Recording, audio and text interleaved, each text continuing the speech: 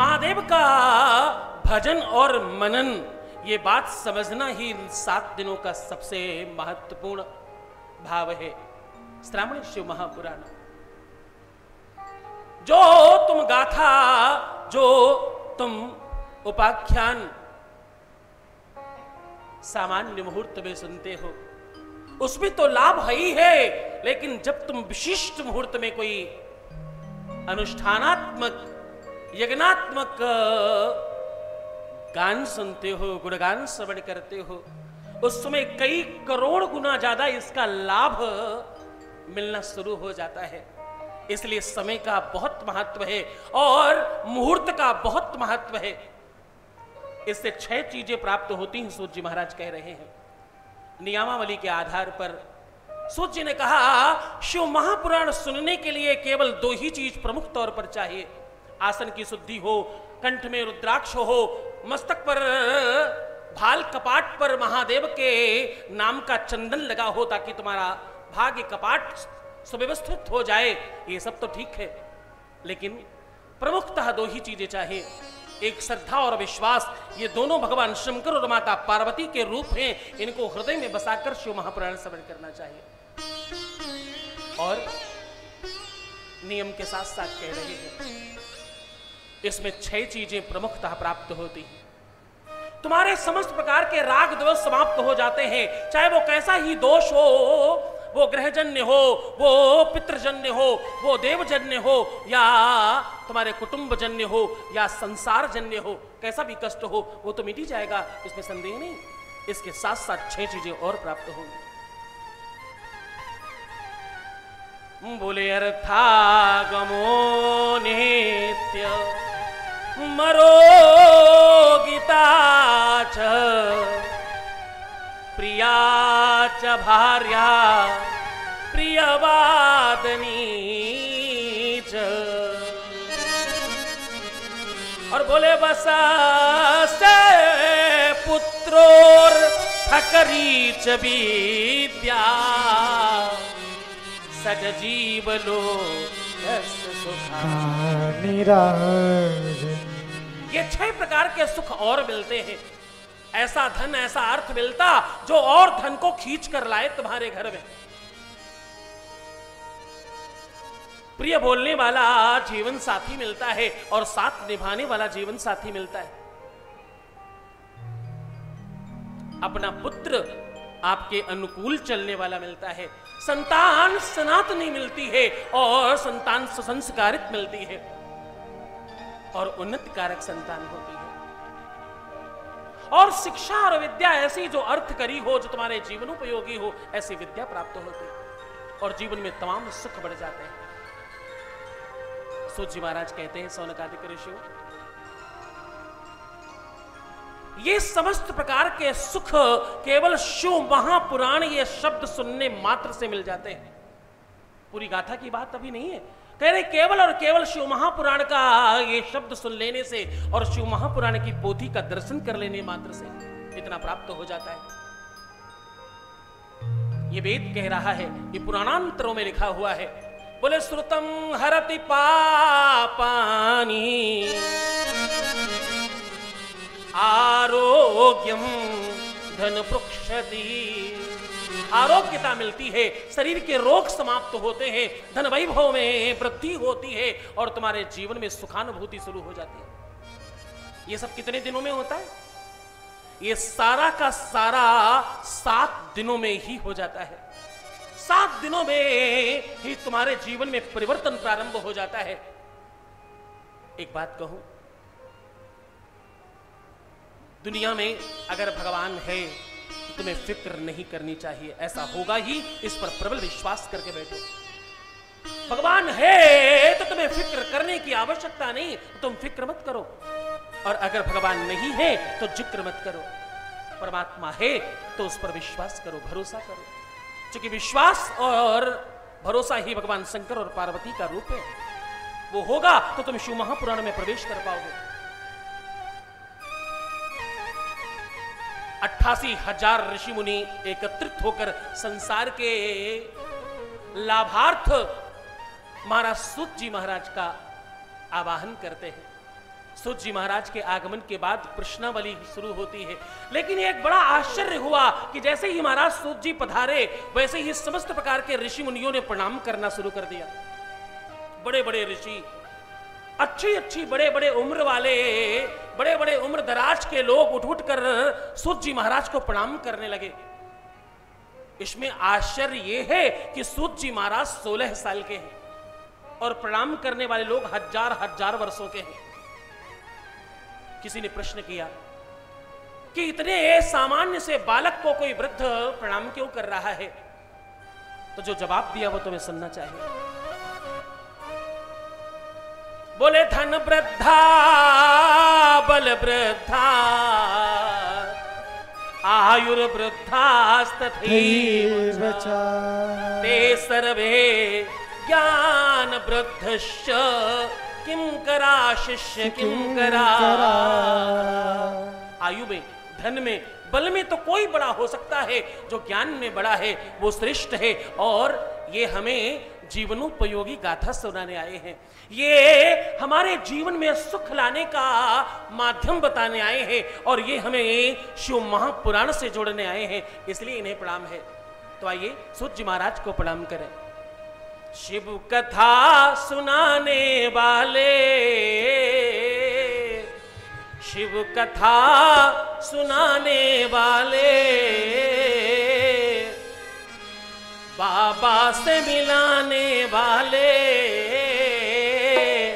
तुमको लाखों प्रणाम, तुमको लाखों प्रणाम, तुमको लाखों प्रणाम, तुमको लाखों प्रणाम, तुमको लाखों प्रणाम, तुमको लाखों प्रणाम, तुमको लाखों प्रणाम, तुमको लाखों प्रणाम। की कथा सुनाने वाले, की कथा सुनाने वाले, हरि तरस कराने वाले, हरि तरस कराने वाले, शंभू से मिलाने वाले, शंभू से मिलाने वाले, शिव भजन कराने वाले, शिव भजन कराने वाले, तुमको लाखों प्रणाम, तुमको लाखों प्रणाम, तुमको लाखों प्रणाम, तुमको लाखों प्रणाम, लाखों प्रणाम, तुमको लाखों प्रणाम, तुमको लाखों प्रणाम, तुमको लाखों प्रणाम, तुमको लाखों प्रणाम, तुमको लाखों प्रणाम, तुमको लाखों प्रणाम। की कथा सुनाने वाले, की कथा सुनाने वाले, बाबा से मिलाने वाले, बाबा से मिलाने वाले, शिव का भजन कराने वाले, शिव का भजन कराने वाले, तुमको लाखों प्रणाम, तुमको लाखों प्रणाम, तुमको लाखों प्रणाम, तुमको लाखों प्रणाम। हाँ,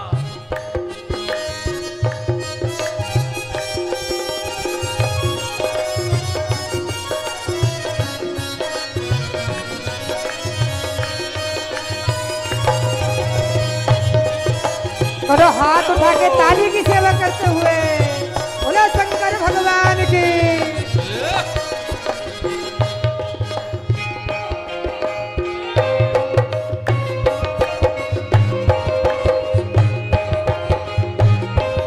हर हर महादेव बोले।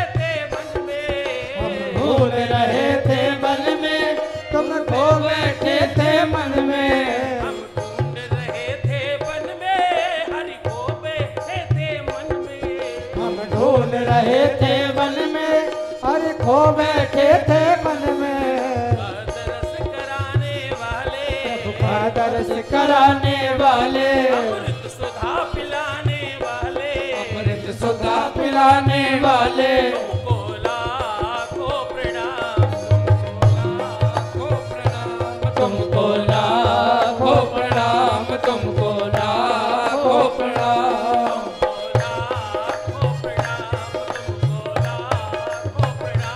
तुमको लाखों प्रणाम, तुमको लाखों प्रणाम। हर की कथा सुनाने वाले, कथा सुनाने वाले, शंभू से मिलाने वाले, शंभू से मिलाने वाले, बाबा को बताने वाले, बाबा को बताने वाले, तुमको लाखों प्रणाम,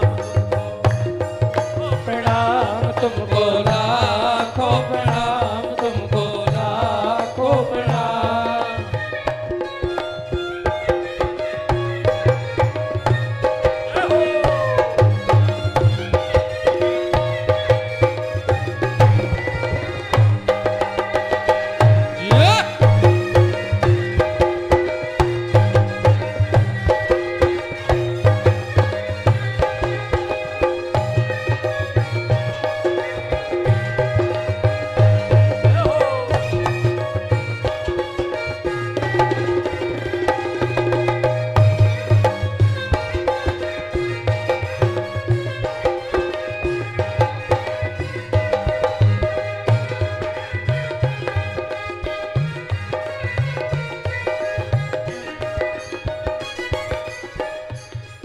लेकर विषयों का प्याला जा रहे थे यम के गाला, लेकर विषयों का प्याला जा रहे थे यम के गाला, लेकर विषयों का प्याला जा रहे थे यम के गाला, लेकर विषयों का प्याला जा रहे थे यम के गाला, अमृत सुधा पिलाने वाले, अमृत सुधा पिलाने वाले, शिव तत्व बताने वाले, शिव तत्व बताने वाले, आत्मबोध कराने वाले, आत्मबोध कराने वाले, शंभू से मिलाने वाले, शंभू से मिलाने वाले, तुमको लाखों प्रणाम,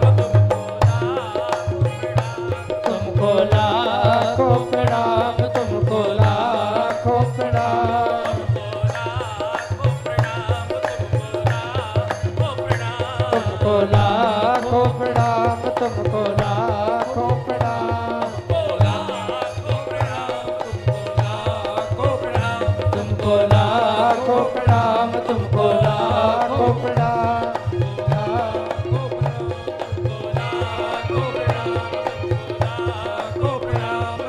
लाखों प्रणाम, तुमको लाखों प्रणाम, तुमको लाखों प्रणाम, तुमको लाखों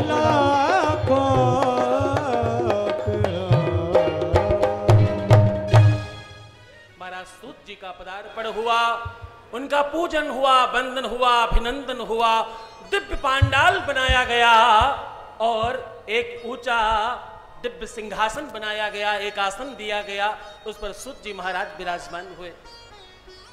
अब सूत जी महाराज सन्मुख बैठे हैं और 88,000 ऋषि मुनि एक से एक दिव्यात्मा, सिद्ध, सात्विक और अमलात्मा, यति, मुनि, साधक, सब बड़े बड़े संत विराजमान हैं सन्मुख और 16 साल के सूत जी महाराज वक्तव्य कर रहे हैं। सौनकादिक ऋषियों ने कहा, गुरुदेव कुछ प्रश्न हैं हमारे। सौनकादिक ऋषियों ने कहा, गुरुदेव सबसे पहला प्रश्न है कि हम किसकी पूजा करें और किसकी ना करें।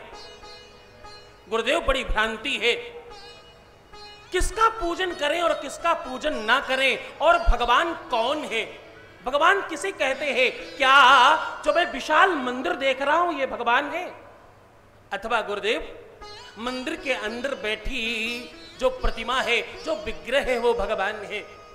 और गुरुदेव भगवान के इतने प्रकार हैं कि मानस थोड़ा दिग्भ्रमित होता है। तो गुरुदेव जरा बताएं कि भगवान होता क्या है, भगवान की व्याख्या करें और बताएं कि किस भगवान की हम पूजा करें। ये पहला प्रश्न है।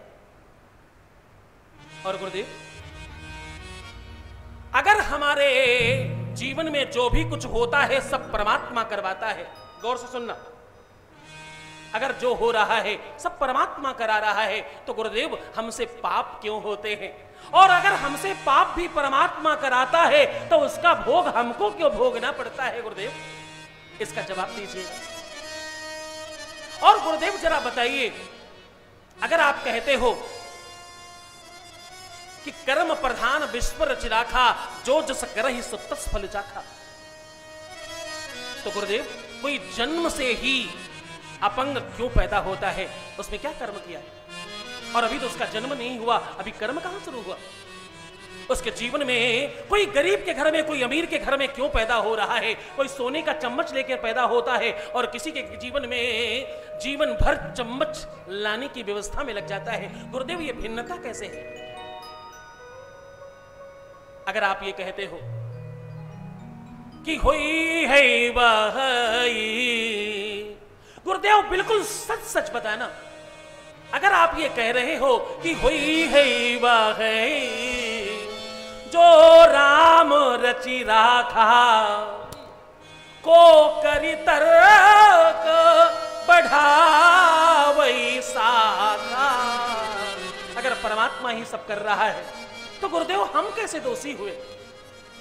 एक तरफ आप कह रहे हो कि हुई है वही जो राम रचि राखा, को कर तर्क बढ़ावई साखा, और दूसरी तरफ आप कह रहे हो कर्म प्रधान विश्व रचि राखा, को जस करही सो तस फल चाखा।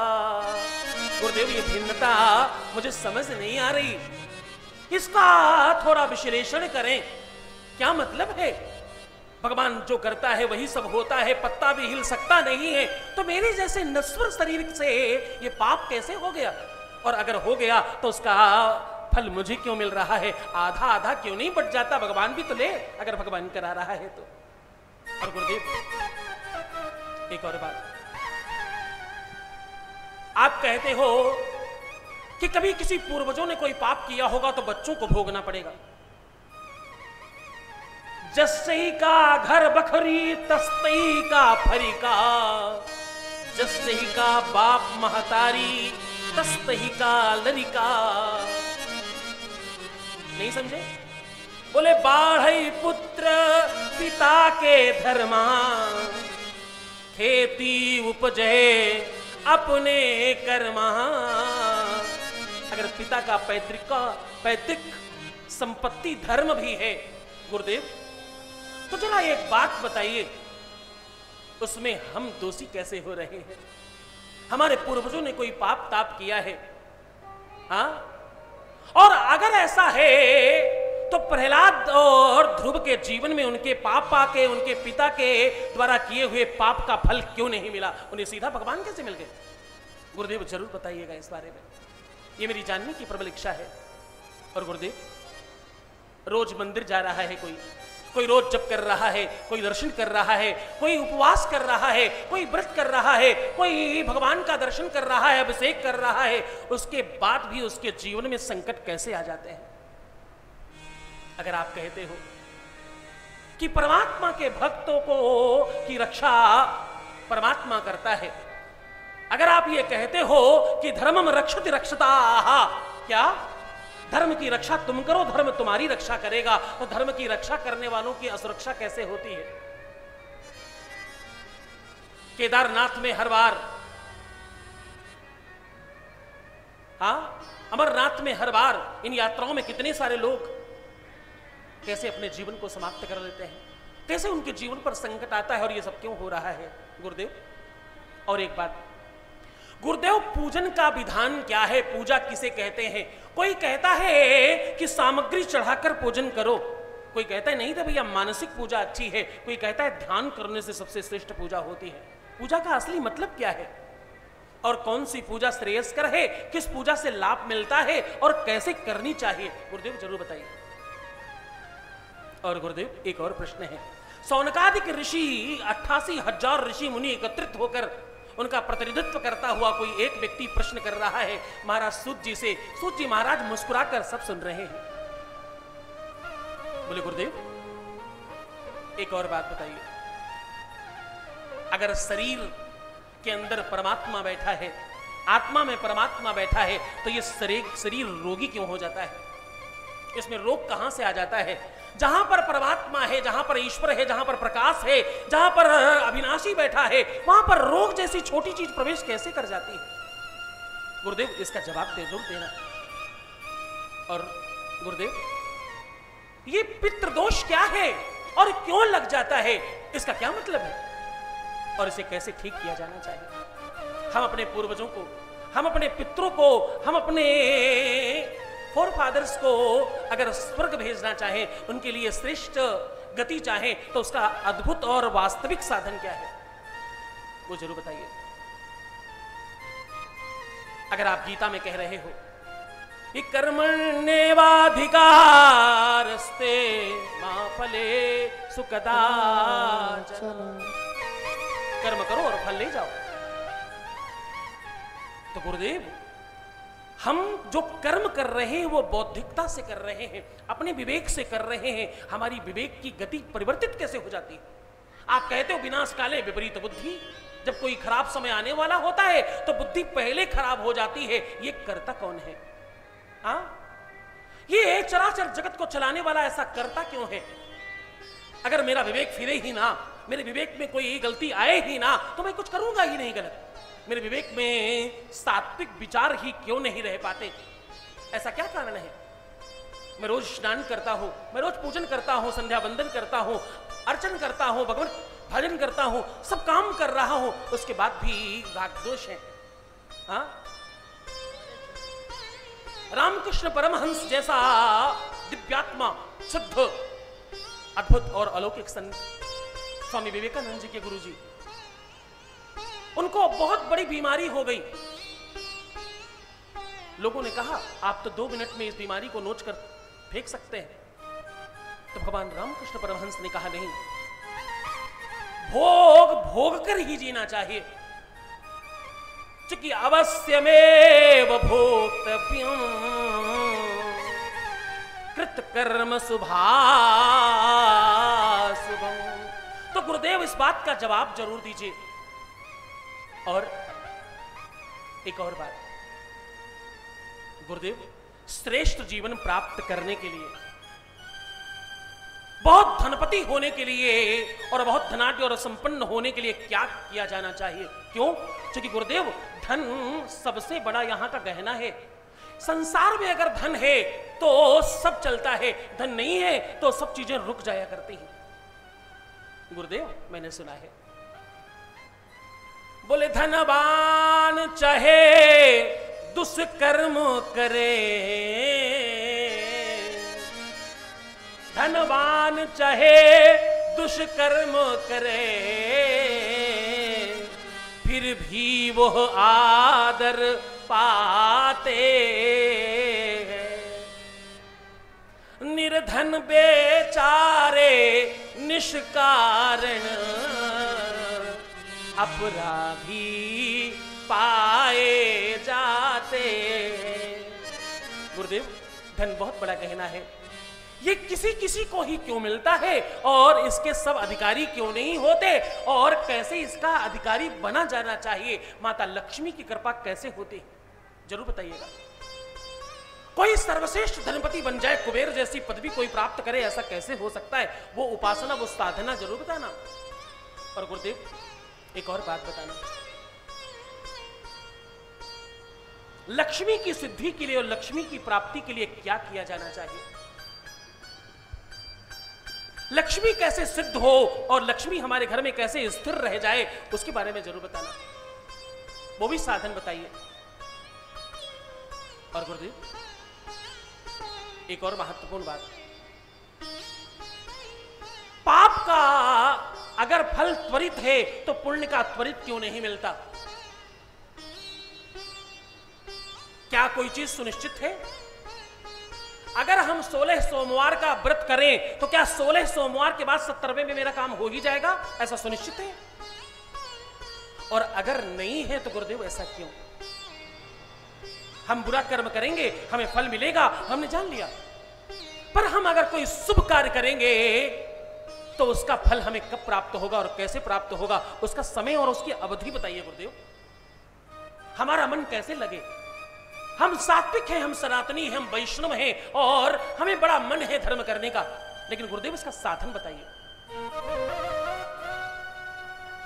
हमारे मध्य में सैदपुर छोटी काशी वाराणसी के समीप अभी हमारी पूर्व में कथा हुई थी, उसके आयोजक सपरिवार पधारे हैं। आप सबका बहुत धन्यवाद, बड़ा स्वागत है आपका। अभी इससे पहले की कथा हम इनके यहाँ करके आए, सपरिवार 15-20 लोग, बच्चे बूढ़े और जवान सब मिलकर पधारे हैं। आप सबका बहुत स्वागत है। कृपया आयोजकों को कहेंगे एक बार उनको बैठने का उचित स्थान प्रदान कराएं। अकेले ही इन्होंने पूरा विशाल आयोजन कराया। उस कथा में तकरीबन 30,000 लोगों ने भोजन किया भंडारे में। कितना? 30,000 लोगों ने। खैर, तो मैं आपसे निवेदन कर रहा था, महात्मा सूत जी से सौनकादिक ऋषि प्रश्न कर रहे हैं तो गुरुदेव ये प्रश्न का जवाब दीजिए। 18 पुराण हैं, 6 शास्त्र हैं, 4 वेद हैं, इन सब में हमें क्या पढ़ना चाहिए और हम संसारी कहां जाएं और हम संसारी इसको कैसे समझें गुरुदेव? सब संस्कृत भाषा में है और सारी की सारी कथा और जो उपाख्यान है वो संस्कृत में है, हम नहीं समझ सकते गुरुदेव। इसका वास्तविक और सरल साधन क्या है उसको जरूर बताइए। तो सूत जी महाराज जवाब दे रहे हैं, उसे बहुत आनंद से सुनिएगा, बहुत ध्यान से सुनिए, क्योंकि एक एक शब्द तुम्हारे अपने मतलब का है। किसी का विवाह हो नहीं रहा है, किसी का विवाह होकर चल नहीं रहा है, गौर से सुनना। किसी का विवाह हो नहीं रहा, किसी का विवाह होकर सीख चल नहीं रहा है, किसी के विवाह में बड़ी दिक्कतें हैं और किसी के घर परिवार में खूब उलझने हैं, खूब झंझट है, खूब लड़ाई है, आपस में प्रेम और सौहार्द नहीं है। गुरुदेव सूत जी महाराज आपसे प्रश्न है, जरूर इस बारे में बताइए। गोस्वामी तुलसीदास जी कहते हैं, बोले जहां सुमति तहां संपत्ति नाना, जहां सुमति तहां संपत्ति नाना, जहां सुमति तहां संपत्ति नाना, जहां सुमति तहां संपत्ति नाना, जहां कुमति तहां विपत्ति निदाना, जहां कुमति तहां विपत्ति निधाना, जहां सुमति तहां संपत्ति नाना, जहां सुमति तहां संपत्ति नाना, जहां कुमति तहां विपत्ति निदाना, जहां कुमति तहां विपत्ति निधाना, जहां कुमति तहां विपत्ति निदाना, जहां कुमति तहां विपत्ति निधाना, जहां सुमति है, जहां आपस में सौहार्द है, जहां आपस में प्रेम है, वहां खूब खुशियां हैं और खूब वैभव, खूब संपदा है। और जहां आपस में द्वंद्व है, वहां नाना प्रकार की तकलीफें हैं, नाना प्रकार के कष्ट हैं। तो गुरुदेव इस सुमति और कुमति का माध्यम क्या है और इसे कैसे देखना चाहिए?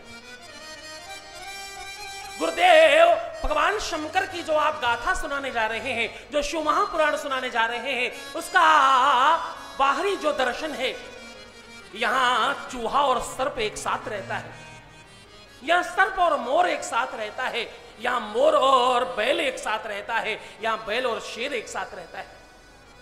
आपस में द्वंद्व नहीं है, वैमनस्यता नहीं है, यहां द्वेष नहीं है, यहां झगड़ा नहीं है, यहां कोई विपत्ति नहीं है, यहां प्रेम है। यहां चंद्रमा से अमृत बरस रहा है और कंठ में विष धारण करके रखा है। ये ये सौम्यता, ये समदर्शन होता कैसे है गुरुदेव, इसका भी उपाख्यान करिएगा। महादेव ने ये विषमताओं को समता में कैसे दर्शित किया है, इसके बारे में बताइएगा। और गुरुदेव जो भी कुछ बताइएगा वो सरलतम भाषा में, सरलतल तरीके से बताइए, क्योंकि जनमानस सुन रहा है और सामान्य लोगों के जीवन में परिवर्तनीय गाथा है, इसलिए इस कदर बताना कि आप सबको समझ में आ जाए।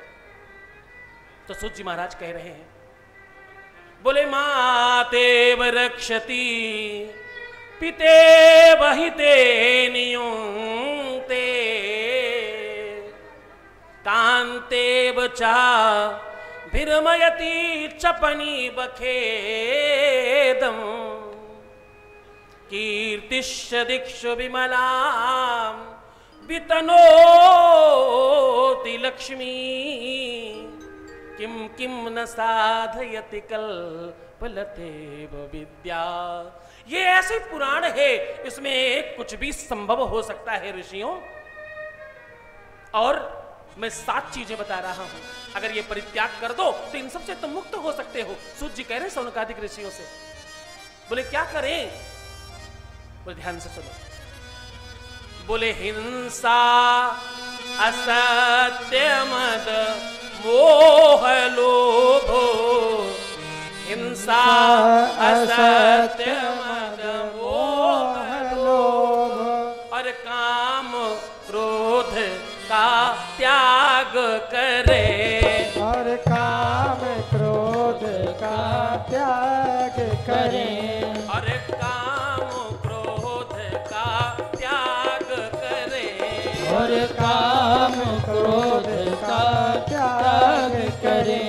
हिंसा सत्य मद मोह लोभ, हिंसा सत्य मद मोह लोभ, हर काम क्रोध का त्याग करे, और काम क्रोध का त्याग करें। सूत जी महाराज बोल ही रहे थे, इसमें ऋषि मुनि खड़े हो गए।